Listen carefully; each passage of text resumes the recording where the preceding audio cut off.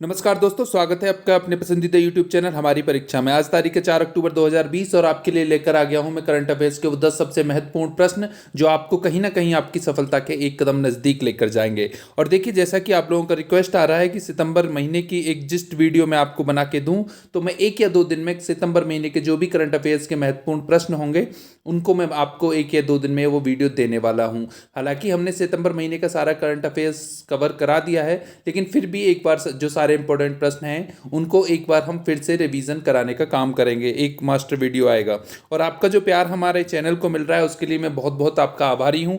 लेकिन आपसे एक रिक्वेस्ट और भी करूँगा कि आपके जिन दोस्तों को इस चैनल की ज़रूरत है या करंट अफेयर्स की ज़रूरत है, आप उनके साथ इस चैनल को शेयर जरूर कीजिए और उनको सब्सक्राइब कराइए इस चैनल को, क्योंकि ये जो करंट अफेयर्स हम लेके आ रहे हैं ये वो महत्वपूर्ण 10 प्रश्न होते हैं जो आने वाली किसी भी परीक्षा में जरूर आने वाले हैं। अगर करंट अफेयर्स से कुछ पूछा जाता है तो सितंबर महीने की सारी वीडियोस आपने देख ली हैं हमारी, तो आप विश्वास करिए कि सितंबर महीने का कोई भी प्रश्न आपसे छूटा नहीं है और सितंबर महीने से कुछ भी आपसे अगर पूछा जाता है तो वो पूछा जाएगा। इसी तरह से हमने अगस्त महीने की मास्टर वीडियो अपलोड कर दी है, आप उसको भी देख सकते हैं। और इसकी पीडीएफ या किसी भी वीडियो की पीडीएफ के लिए आप हमारे चैनल का जो टेलीग्राम चैनल है हमारी परीक्षा के नाम से, आप वो चैनल ज्वाइन कर सकते हैं। चलिए, तो ज़्यादा समय वेस्ट न करते हुए देखते हैं हम आज का अपना पहला प्रश्न है, कल्पना चावला के नाम से किस देश की अंतरिक्ष एजेंसी ने स्पेसक्राफ्ट लॉन्च किया है। तो देखिए, बात हो रही है कल्पना चावला की। कल्पना चावला कौन थी? कल्पना चावला जो थी वो भारत की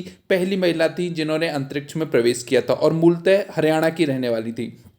और देखिए, कल्पना चावला पुरस्कार जो दिया जाता है वो दिया जाता है कर्नाटक सरकार द्वारा और कल्पना चावला के ही नाम पर एक क्षुद्र ग्रह का नाम भी रखा गया है। तो देखिए, जो काम किया है कल्पना चावला के नाम से स्पेसक्राफ्ट लॉन्च करने का, ये काम किया है नासा ने। नासा आप समझ गए होंगे, नासा जो है वो अमेरिका की स्पेस एजेंसी है। तो इसका जो सही उत्तर होने वाला है वो होने वाला है अमेरिका। और नासा की जो फुल फॉर्म है वो है national aeronautics and space administration.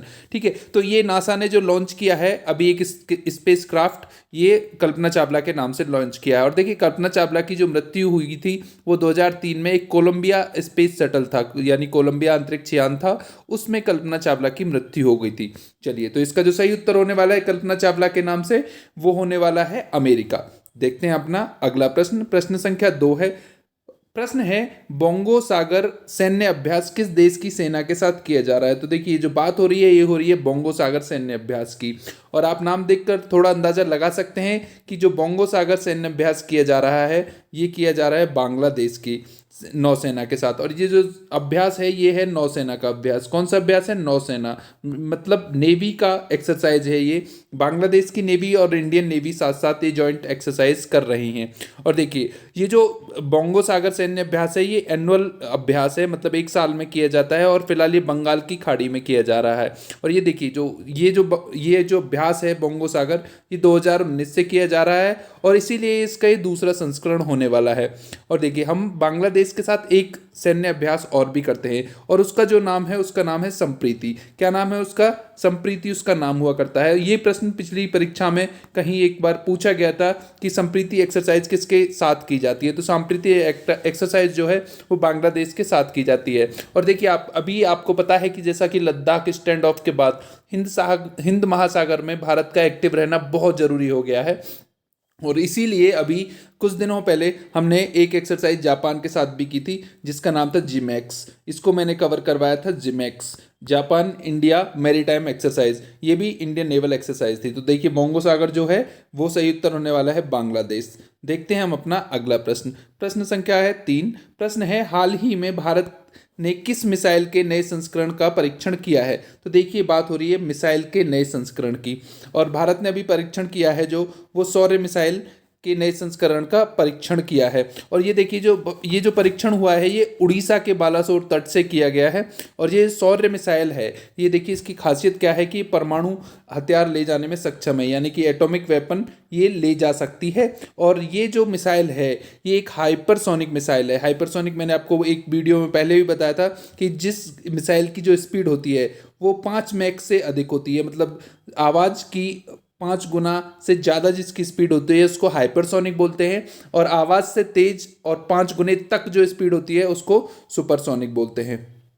तो आप इसको फिर से रिवाइज कर सकते हैं, सुपरसोनिक और हाइपरसोनिक क्या होता है, ये आपके लिए इजी रहेगा। और ये जो इसका जो सही उत्तर होने वाला है वो सौर्य है। सौर्य मिसाइल का भारत ने नया परीक्षण किया है कुछ ही दिन पहले। यहाँ पर जब मिसाइलों की बात हो रही है तो एक चीज़ मैं आपको बताना चाहूँगा, मिसाइल दो तरह की होती हैं, एक होती है क्रूज और एक होती है बैलिस्टिक। क्रूज और बैलिस्टिक जो मिसाइल होती है वो उन दोनों में अंतर क्या होता है, देखिए ये क्रूज मिसाइल जो होती है ये सीधा टेक ऑफ करती है और अपने टारगेट को भेज देती है, और जो बैलिस्टिक मिसाइल होती है पहले वो टेक ऑफ करती है पर अर्थ के एटमॉस्फेयर से बाहर निकलती है और फिर जाके अपने टारगेट को अटैक करती है, तो ये लंबा पाथ फॉलो करती है। और बैलिस्टिक मिसाइल अर्थ के एटमॉस्फेयर को छोड़कर जाती है तो रडार के लिए भी इसका पकड़ना बहुत मुश्किल हो जाता है। अब देखिए मैंने आपको दोनों चीज़ें कवर करवा दी हैं, supersonic, hypersonic, ballistic and cruise missiles. चलिए देखते हैं हम अपना अगला प्रश्न।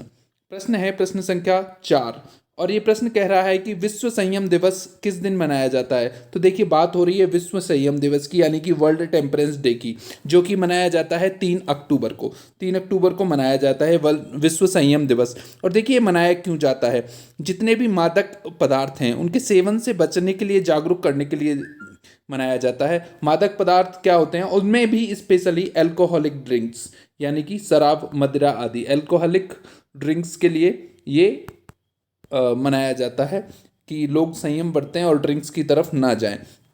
चलिए इसका जो सही उत्तर होने वाला है विश्व संयम दिवस वो होने वाला है 3 अक्टूबर। देखते हैं हम अपना अगला प्रश्न। प्रश्न संख्या 5 है।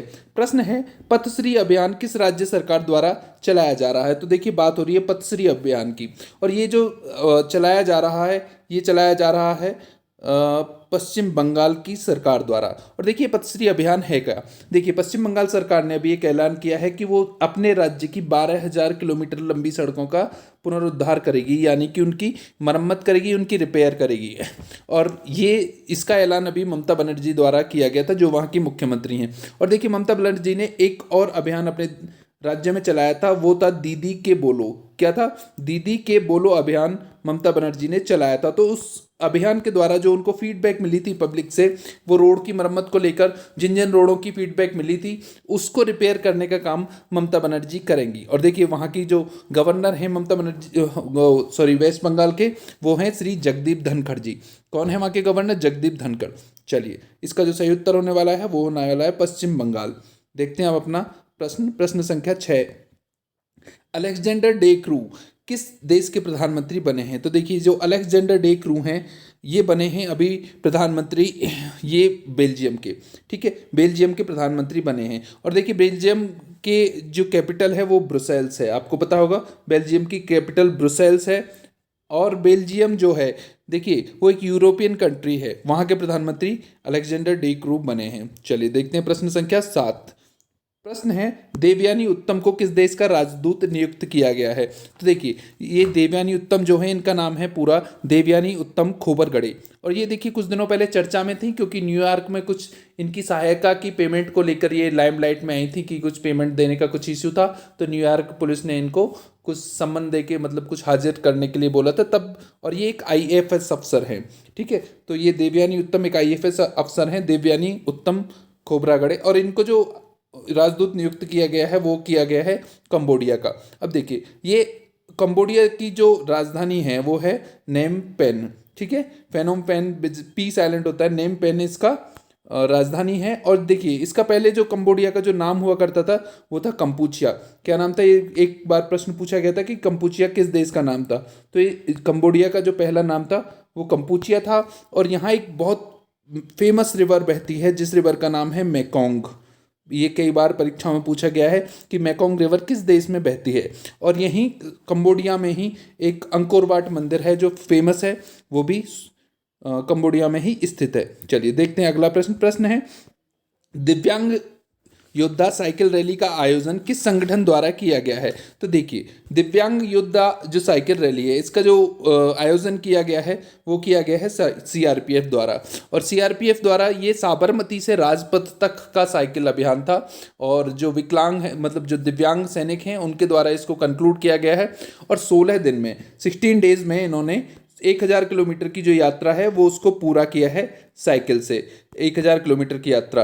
और देखिए इस बात करें अगर हम सीआरपीएफ की, तो सीआरपीएफ जो है हमारे देश का largest central armed police force है, ठीक है। Largest central armed police force कौन सा है? सीआरपीएफ है। और ये जो काम करती है ये मिनिस्ट्री ऑफ होम अफेयर्स यानी एमएचए के अंडर काम करती है। और इसका काम क्या है सीआरपीएफ का? सीआरपीएफ का काम है स्टेट और यूनियन टेरिटरीज में लॉ एंड ऑर्डर को मेंटेन करना और काउंटर इंसर्जेंसी ऑपरेशंस में भाग लेना, ठीक है। तो ये, और इसकी अगर हम यहाँ एक महत्वपूर्ण पॉइंट नोट कराना चाहूँगा मैं आपको कि सीआरपीएफ के डीजी कौन है, ठीक है। तो सीआरपीएफ के जो डीजी हैं वो हैं AP Maheshwari. AP Maheshwari CRPF के डीजी हैं, ठीक है। ये एक आईपीएस अधिकारी हैं, सीआरपीएफ के डीजी हैं। चलिए देखते हैं अगला प्रश्न। प्रश्न है आरती रघुनाथ जिन्होंने हाल ही में ऑनलाइन कोर्स का वर्ल्ड रिकॉर्ड बनाया है किस राज्य से हैं? तो देखिए यहाँ पर जो बात हो रही है आरती रघुनाथ की, अगर हम इनकी बात करें तो ये हैं केरल की।